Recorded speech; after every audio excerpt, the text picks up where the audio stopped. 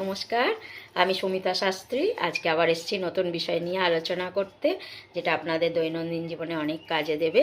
সেটা হচ্ছে যে কালো হলুদ। কালো হলুদ আপনারা সবাই হলুদ, গোটা হলুদ, হলুদ কালারের দেখেছেন, কিন্তু কালো হলুদ হচ্ছে খুব কস্টলি, এটা খুব একটা পাওয়া যায় না।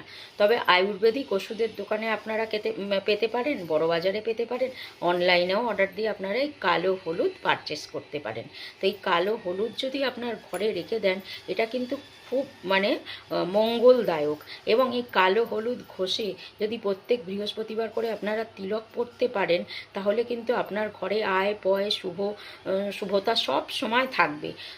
সন্তানদের উন্নতি, আপনার অর্থনৈতিক অবস্থার উন্নতি, সব কিছু হবে। কিন্তু আপনাকে কালো হলুদটা কিনে এনে ঘরেতে রেখে দিতে হবে। তো আপনারা কালো হলুদ কিনে এনে ঘরে রেখে দিন, কি অসুবিধে আছে? একটু খরচ করে কিনে এনে ঘরে যদি রেখে দিলে আপনার উন্নতি হয়, সেটা তো আপনার জন্য খুবই ভালো।